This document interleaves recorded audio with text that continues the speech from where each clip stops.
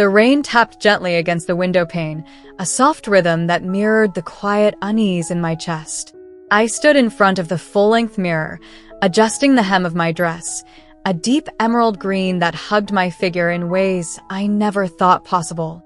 My reflection stared back at me, a woman I was still getting to know, but one I was growing to love. The journey to this moment had been long, fraught with self-doubt, tears, and countless hours of practice. But here I was, finally feeling like me. It had been 2 years since the divorce. 2 years since Emily and I had signed the papers, our once promising marriage reduced to a stack of legal documents and a few boxes of shared memories. The breakup had been messy, as most are, but it had also been a catalyst for something I hadn't expected: my transformation. Not just physically, but emotionally, mentally. I had always known there was more to me than the man I presented to the world, but it wasn't until after the divorce that I found the courage to explore that truth. Crossdressing had started as a secret, a private escape from the weight of expectations. But as I experimented with makeup, wigs, and clothing, something shifted. It wasn't just about dressing up anymore. It was about becoming the person I had always been inside. The more I embraced this side of myself, the more confident I felt. And with confidence came change, subtle at first, then undeniable. My skin glowed, my posture improved, and my smile became genuine. I was happier, and it showed. Which is why, when I ran into Emily at the coffee shop that afternoon, I wasn't prepared for her reaction. I had just ordered my usual latte, the barista complimenting me on my outfit, a blush pencil skirt paired with a white blouse and a string of pearls. I thanked her with a smile, feeling a small thrill at the recognition. It was still new to me being seen as a woman, but it was a thrill I cherished. As I turned to find a seat, I saw her. Emily. She was sitting at a corner table, her laptop open, a half-empty cup of tea in front of her. Her eyes met mine, and for a moment, neither of us moved. "Alex," she said, her voice tinged with disbelief. I hesitated, then walked over, my heels clicking softly against the tile floor. "Hi, Emily." Her eyes scanned me from head to toe, lingering on the curves of my body, the subtle shimmer of my lip gloss, the way my hair fell in soft waves around my face. I almost didn't recognize you," she said, her tone a mix of surprise and something else I couldn't quite place. "Yeah, it's been a while," I replied, trying to keep my voice light. "You look good." She did. Emily had always been beautiful, with her sharp cheekbones and piercing blue eyes. But there was a hardness to her now, a guardedness that hadn't been there before. She gestured to the chair across from her. "Do you have time to sit?" I glanced at my watch.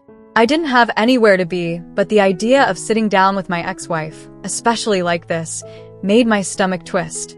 Still, I nodded and took a seat. For a few moments, we sat in silence, the air between us heavy with unspoken words. Finally, Emily spoke. "So, what's all this?" She gestured vaguely at me. I knew what she was asking, but I played dumb. "All what?" "This," she said, her voice sharper now. The dress, the makeup. "Since when do you?" I took a deep breath. "Since a while now. It's something I've been exploring." "Exploring," she repeated, her tone skeptical. "So, what, this is just a phase?" I shook my head. "No, it's not a phase. It's who I am." She leaned back in her chair, crossing her arms over her chest. "Who you are," she echoed. "And when exactly did you figure that out?" I met her gaze, refusing to look away. "After we split up." Her lips pressed into a thin line. "Of course. After we split up." I could hear the bitterness in her voice, and I understood it. Our marriage hadn't been perfect, but it hadn't been terrible either, until it was. Until the arguments became more frequent, the silences more suffocating. Until we both realized we wanted different things. But even then, I hadn't fully understood what I wanted. Not until I was on my own. "Emily," I said gently, "this isn't about you. It's about me figuring out who I am." She laughed, a short, humorless sound. "Isn't it always?" I didn't respond. There was no point in arguing, not when she was clearly upset. Instead, I sipped my latte, the warmth of it grounding me. "You know," she said after a moment, "I always thought you were hiding something. I just never imagined it was this." I frowned. "What do you mean?" She shrugged. "I don't know. You were always so reserved. Like there was a part of you I could never reach. I guess now I know why." Her words stung, but I didn't let it show. "I'm sorry if you felt that way. I wasn't trying to hide anything from you. I just didn't know how to be myself." She looked at me then, really looked at me, and for the first time, I saw something other than anger in her eyes. It was sadness, maybe even a little regret. "You look happy," she said quietly. "I am," I admitted. "Happier than I've been in a long time." She nodded, her gaze dropping to her tea. "I'm glad." The sincerity in her voice surprised me. "Thank you." We sat in silence for a while longer, the tension between us easing slightly. Finally, Emily closed her laptop and stood. "I should go. It was interesting seeing you, Alex." "You too," I said, standing as well. "Take care of yourself, Emily." She gave me a small smile, though it didn't quite reach her eyes. "You too." As I watched her walk away, I felt a mix of emotions, relief, sadness, and a strange sense of closure. Seeing Emily had been unexpected, but it had also been a reminder of how far I'd come. I was no longer the person she had married, and that was okay. I was becoming someone better, someone truer. But as I left the coffee shop and stepped out into the rain, I couldn't shake the feeling that this wasn't the last I'd see of Emily. And I was right. A week later, I was at a friend's birthday party, dressed in a sleek black cocktail dress that made me feel like $1,000,000. The party was in full swing, the air filled with laughter and music. I was chatting with a group of friends when I felt a tap on my shoulder. I turned and there she was. "Emily," I said, surprised. "What are you doing here?" She smiled, though it didn't quite reach her eyes. "I ran into Sarah earlier and she mentioned the party. Thought I'd stop by." I nodded, though I couldn't help but feel a little uneasy. Emily and I didn't exactly run in the same circles anymore, and her showing up uninvited felt off. "You look nice," she said, her eyes scanning my outfit. "Thanks," I replied, trying to keep my tone neutral. "You too." She was wearing a red dress that hugged her figure, her hair styled in loose waves. She looked stunning, as always, but there was something in her expression that made me wary. We made small talk for a few minutes, the conversation stilted and awkward. Finally, Emily leaned in closer, her voice low. "Can we talk? Somewhere private." I hesitated, then nodded. Sure. We stepped out onto the balcony, the cool night air a welcome relief from the stuffy heat of the party. Emily leaned against the railing, her arms crossed over her chest. "What's going on, Emily?" I asked, getting straight to the point. She sighed, running a hand through her hair. "I don't know. I guess I can't stop thinking about you." I blinked, caught off guard. "What do you mean?" "I mean," she said, her voice tinged with frustration. "You're everywhere. Every time I turn around, there you are, looking like that." She gestured at me. "And it's driving me crazy." I frowned. "Emily, I'm not doing this to hurt you. This is just who I am now." "I know that," she snapped. "But it doesn't make it any easier. Do you have any idea what it's like seeing you like this? Knowing that I wasn't enough to make you happy?" Her words hit me like a punch to the gut. "Emily, that's not fair. This isn't about you." "Isn't it?" she shot back. "Because from where I'm standing, it feels like you're rubbing it in my face. Like you're saying, look how much better I am without you." I shook my head, my heart aching for her. "That's not what this is. I'm not trying to hurt you, Emily. I'm just trying to live my life." She looked at me then, her eyes filled with a mixture of anger and pain. "Well, it hurts. Every time I see you, it hurts." I didn't know what to say. I hadn't meant to cause her pain, but I couldn't deny who I was either. "I'm sorry," I said finally. "I never wanted to hurt you." She nodded, though her expression remained tight. "I know, but that doesn't make it any easier." We stood in silence for a while, the weight of her words hanging heavy in the air. Finally, Emily straightened, her mask of composure slipping back into place. "I should go." I just needed to say that. I nodded, feeling a mix of relief and sadness as she turned to leave. Take care of yourself, Emily. She paused, glancing back at me. You too, Alex. As I watched her walk away, I felt a pang of guilt.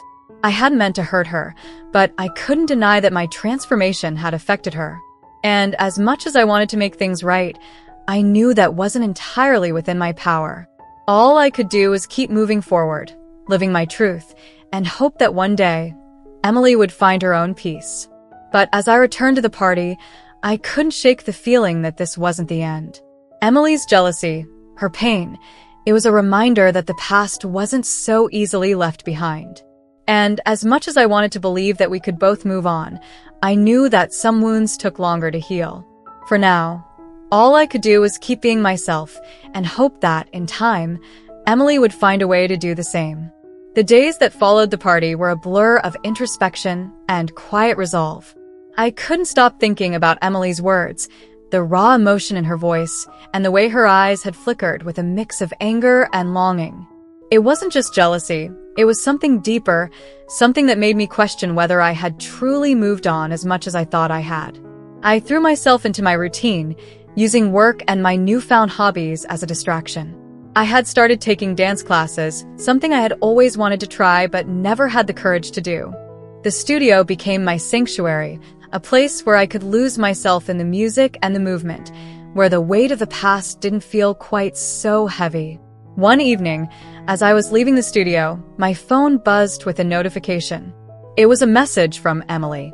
My heart skipped a beat as I opened it. Can we talk? I think I owe you an apology.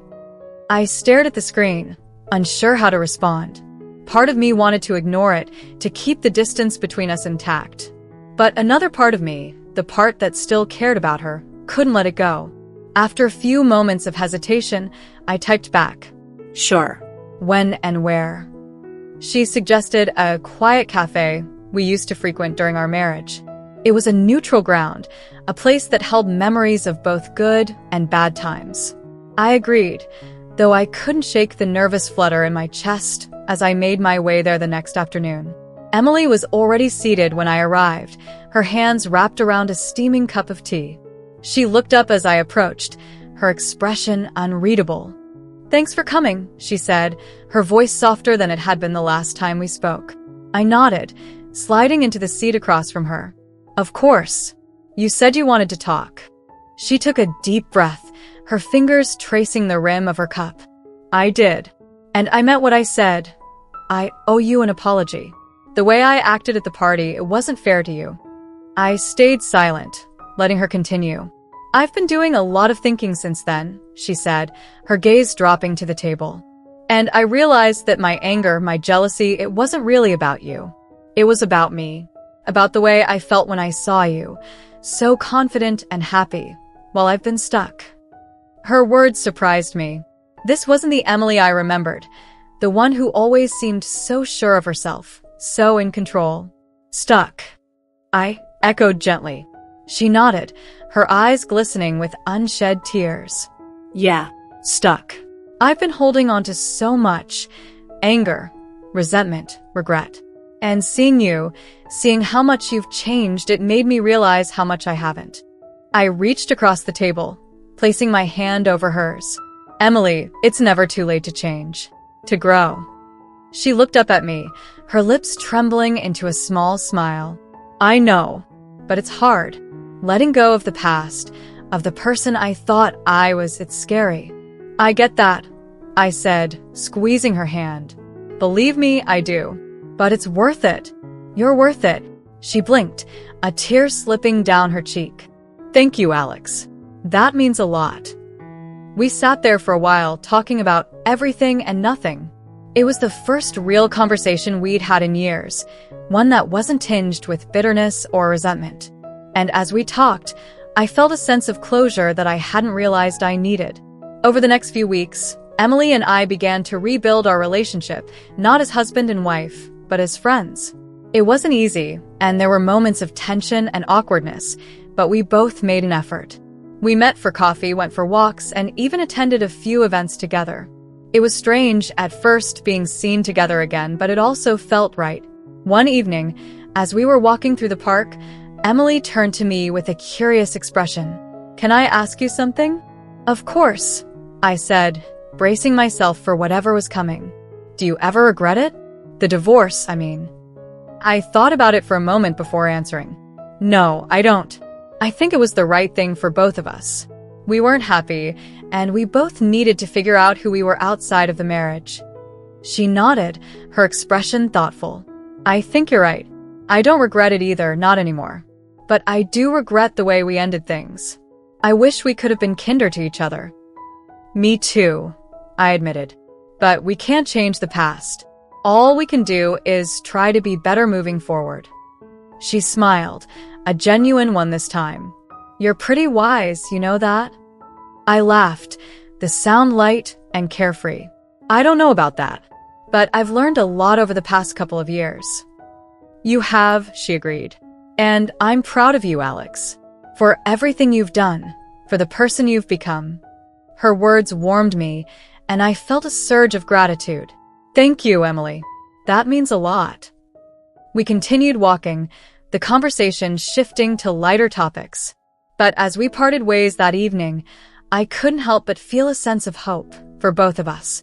We had both been through so much, but we were finally starting to find our way. A few months later, I received an invitation to Emily's art show. She had always been a talented painter, but she had put her passion on hold during our marriage. Seeing her embrace it again filled me with pride.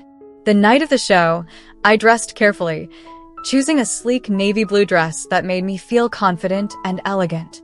When I arrived at the gallery, I was struck by how beautiful it all was: the soft lighting, the vibrant paintings, the buzz of conversation. And there, in the center of it all, was Emily.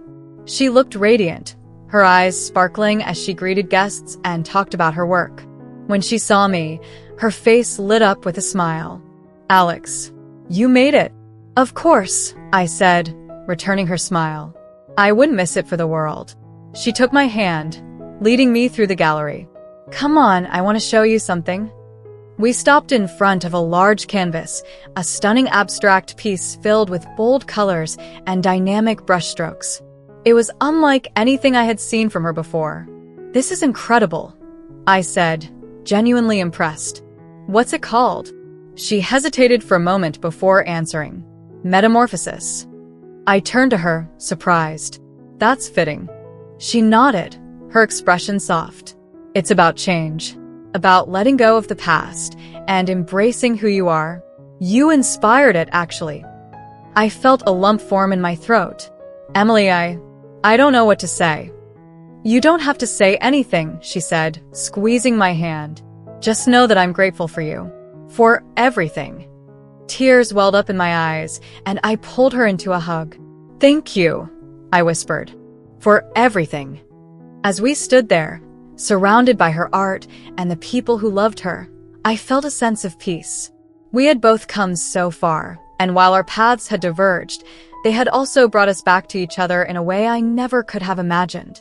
The night ended with laughter and shared memories, a celebration of how far we had both come. And as I left the gallery, I couldn't help but feel a sense of hope for the future. Emily and I had both found ourselves, and in doing so, we had found a way to heal. Life wasn't perfect, and there would always be challenges ahead. But for the first time in a long time, I felt ready to face them, not as the person I used to be, but as the person I had become. And that, I realized, was the most beautiful transformation of all. Thank you so much for watching till now. It means the world to have you here. This community is all about empowering each other and celebrating the incredible journeys of everyone on their path to living authentically. If you're ever feeling lost or alone, remember you have a whole family here for you. Hit that subscribe button, smash that like button, and let's keep inspiring each other, sending you all the love and strength in the world. Until next time, live your life by your rules.